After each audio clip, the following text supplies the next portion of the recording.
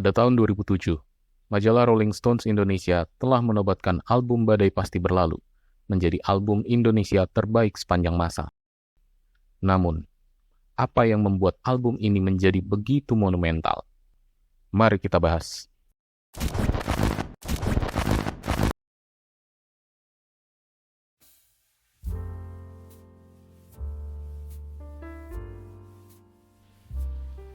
Badai Pasti Berlalu adalah sebuah album yang menjadi legenda dalam sejarah musik Indonesia. Album ini merupakan album lagu tema untuk film berjudul sama yang dirilis pada tahun 1977. Film dan album ini diangkat dari novel karya Marga T yang juga berjudul Badai Pasti Berlalu. Album ini diarahkan oleh Eros Djarot, musik dikerjakan oleh Yoki Surya Prayogo, dan dinyanyikan oleh Chrisye dengan vokal pendukung oleh Berlian Hutauruk. Album ini dinobatkan sebagai album Indonesia terbaik sepanjang masa oleh majalah Rolling Stones Indonesia edisi ke-32 terbitan Desember 2007. Sejarah terciptanya album Badai Pasti Berlalu dimulai ketika Eros Djarot ditawari oleh sutradara Teguh Karya untuk membuat soundtrack film Badai Pasti Berlalu. Eros Djarot awalnya tidak menyukai jalan cerita film tersebut, tetapi akhirnya ia menyanggupi tawaran tersebut dengan syarat ia bebas mengatur segala hal yang berkaitan dengan musik. Eros Djarot kemudian menulis lagu-lagu untuk album tersebut selama sebulan di rumah Guru Soekarno Putra.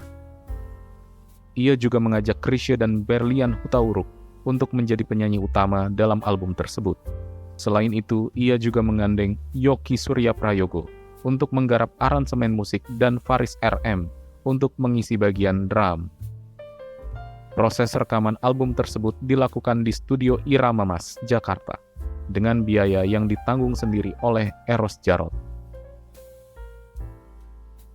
Sisi kehebatan album Badai Pasti Berlalu terletak pada kualitas musik dan lirik yang luar biasa. Musik dalam album ini menampilkan genre pop rock progresif yang jarang ditemui pada era 1970-an di Indonesia. Musik ini juga dipengaruhi oleh berbagai genre lain seperti jazz, funk, klasik, dan etnik. Aransemen musik yang dibuat oleh Yoki Surya Prayogo sangat kompleks dan dinamis, dengan banyak perubahan tempo, ritme, harmoni, dan melodi. Musik ini juga didukung oleh permainan instrumen yang apik dari Chrisye di bass dan gitar, Yoki di piano, akustik, keyboard, dan drum, Faris RM di drum, dan beberapa musisi tambahan seperti Kinan Nasution di drum, Yopi Item di gitar, Debbie Nasution di flute, dan Benny Likumahua di trombon. Lirik dalam album ini ditulis oleh Eros Djarot dengan gaya yang puitis dan metaforis. Lirik ini menggambarkan berbagai emosi dan perasaan yang dialami oleh tokoh-tokoh dalam film Badai Pasti Berlalu, seperti cinta, kesetiaan, pengkhianatan, kesedihan, harapan, dan kebahagiaan. Lirik ini juga disesuaikan dengan karakter vokal dari Chrisye dan Berlian Hutauruk, yang masing-masing memiliki warna suara yang berbeda. Chrisye memiliki suara yang lembut, halus, dan tenang, sedangkan Berlian Hutauruk memiliki suara yang kuat, tegas, dan ekspresif.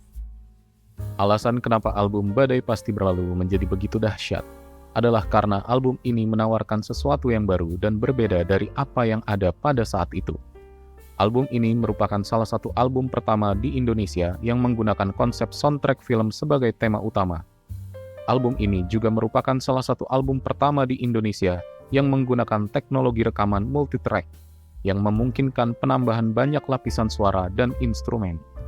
Album ini juga merupakan salah satu album pertama di Indonesia yang menggunakan format piringan hitam berukuran 12 inci dengan kecepatan putar 33/1/3 RPM yang dapat menampung lebih banyak materi lagu daripada format piringan hitam berukuran 10 inci dengan kecepatan putar 78 RPM. Album ini juga merupakan salah satu album pertama di Indonesia yang menggunakan sampul depan berwarna-warni dengan foto Christine Hakim sebagai ilustrasi. Selain itu, album Badai Pasti Berlalu juga menjadi begitu dahsyat karena album ini berhasil menciptakan sinergi antara musik dan film. Musik dalam album ini tidak hanya berfungsi sebagai pengiring atau pelengkap film, tetapi juga sebagai bagian integral dari cerita film. Musik dalam album ini mampu menghidupkan suasana dan nuansa film, serta memperkuat karakterisasi dan emosi tokoh-tokoh dalam film. Musik dalam album ini juga mampu berdiri sendiri sebagai karya seni yang independen dari filmnya. Musik dalam album ini memiliki nilai estetika dan artistik yang tinggi, serta dapat dinikmati oleh berbagai kalangan pendengar.